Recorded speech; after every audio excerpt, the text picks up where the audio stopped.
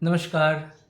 Today I am bringing to you an exclusive tutorial video on a common problem of the Sarod, how to fix a broken string. As we know, even a majestic flower like rose has its thorns. Similarly, a kingly instrument like Sarod, unfortunately, sometimes suffers from the problem of broken strings as we are playing along. Suppose you are practicing and suddenly the string snaps and you are unable to practice just because of the fact that you don't know how to fix the strings. Even worse for a performer who obviously knows how to fix strings, but when you are in the climax of your performance, the string snaps.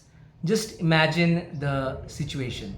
So, even if such an untoward incident happens, it is our duty to fix the strings as fast as possible, which can only be done with correct procedure and method.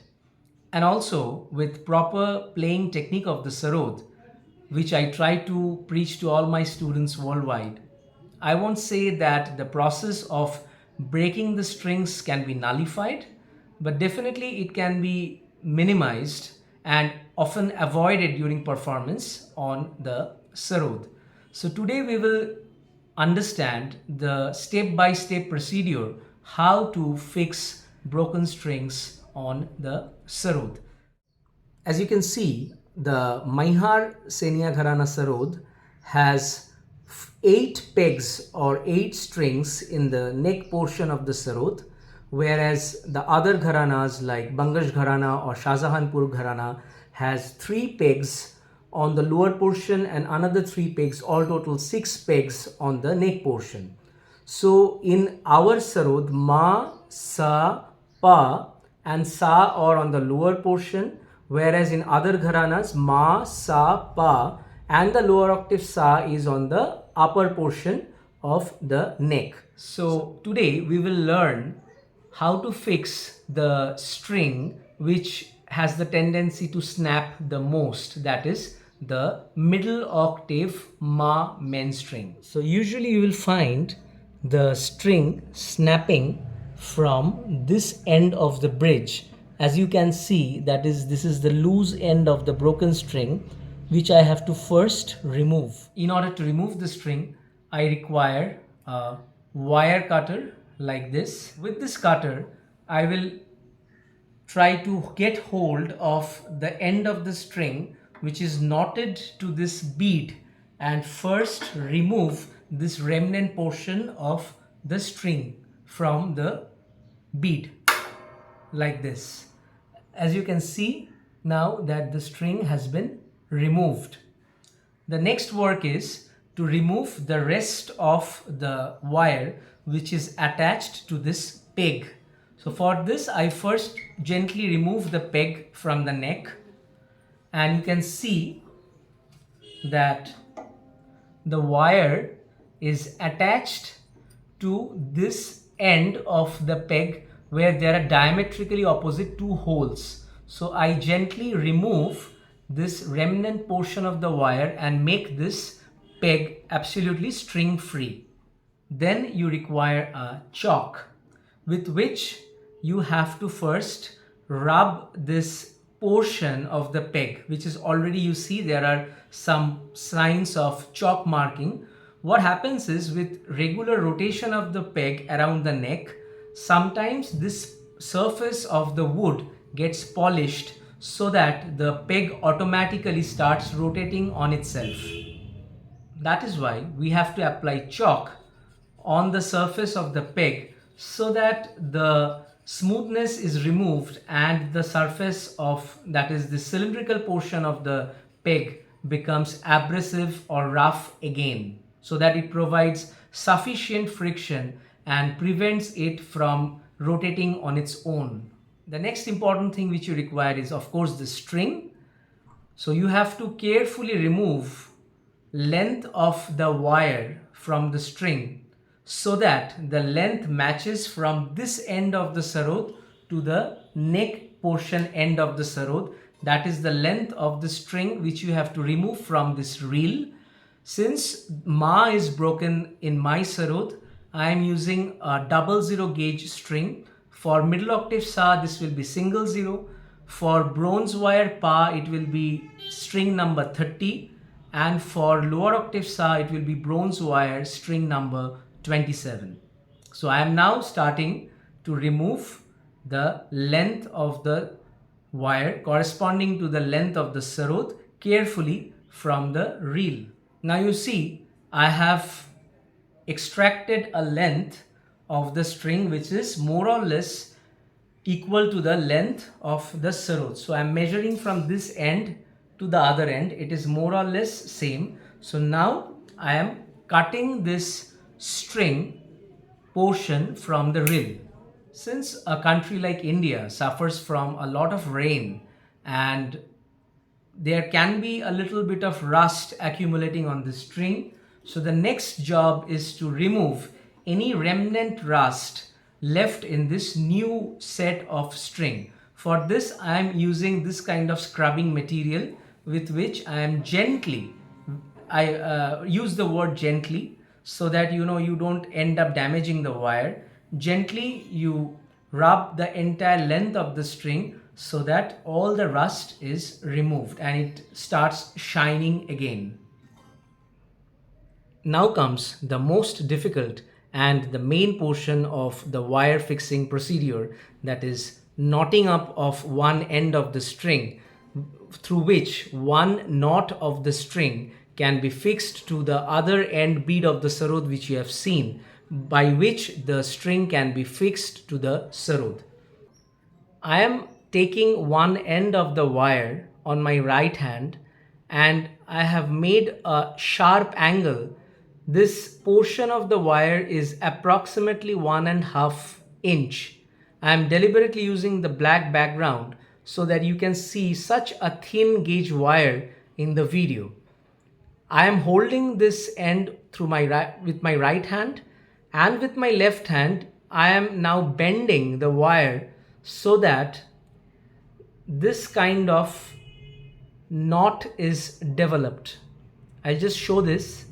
This is the kind of knot which has been developed. Now comes the most difficult part, where simultaneously with the left hand you have to turn your fingers towards you. Towards you means anti-clockwise, and the right hand away from you, that is clockwise. That is, your left hand will be towards you, your right hand will be away from you, and in this way you make the first knot so that after the first rotation the string looks something like this. Please see that this loose end, that is the end which I am holding with my fingertip, this end is almost perpendicular to the axis of the string. Again, follow the same procedure, that is the left hand towards you, the right hand away from you, and you have to continue making this knot in such a way that you go on exhausting this end of the wire. I repeat, you have to rotate the left hand towards you and the right hand away from you simultaneously, that is multiple knots on this portion, in such a way that you end up exhausting this remaining portion of the string. Let me demonstrate it for you. So left hand towards me, right hand away from me, left hand towards me, right hand away from me. I am doing it in such a way, see, the length has already got reduced. So I'll use it further knotting, multiple knots, around 7-8 knots it should take, so that you have almost exhausted. Now you can see, no more you can see the loose end of the wire, and the string looks something like this. So now we are near the end of the procedure, where this knotting, this knotted portion of the string, as you can see, this knotted portion of the string has to be put into the bead that is corresponding to the Ma string bead, so that the knot is gently attached to the sarod. With my right finger I am slowly pulling the knot towards the bead so that it snugly fits with the bead. the wire is now attached to the bead or the end portion of the drum. So now I take the peg in which this string has to be put in. So I just take this wire and the other end of the wire, and you will see there are diametrically opposite holes. So you simply put this string through one of the holes, and after it is well inserted into the peg, put another knotting through the hole so that the string has now two knots, and gently press one end of the string with your thumb, and with your right hand pull the string away so that the knotting is complete on the peg portion. Now I put back the peg onto the neck.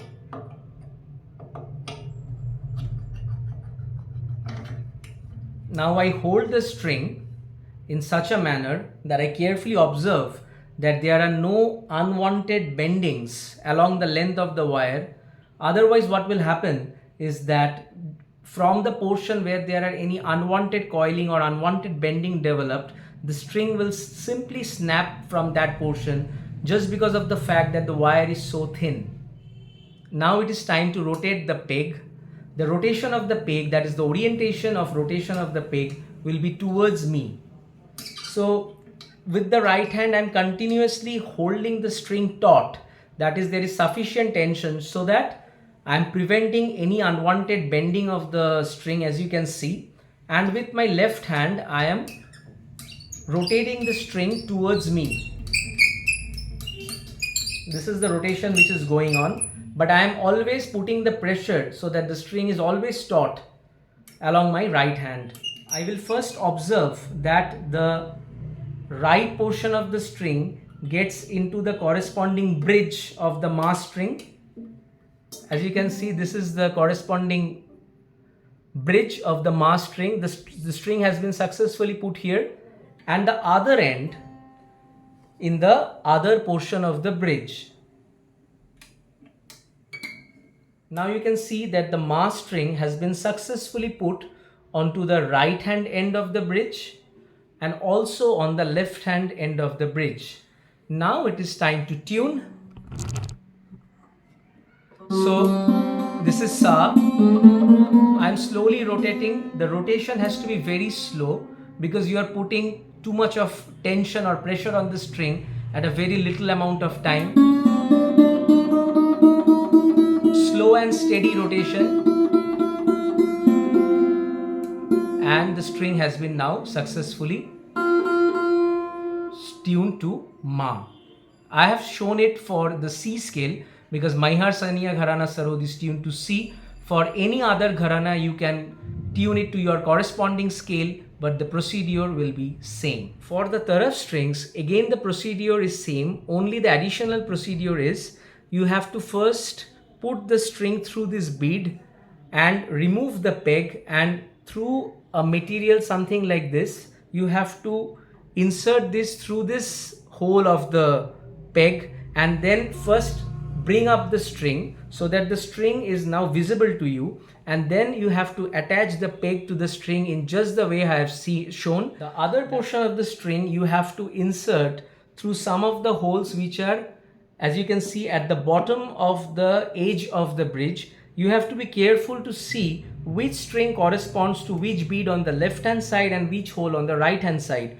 Once you fix up this, again the procedure of wire fixing is just same as the one I have shown for the main strings.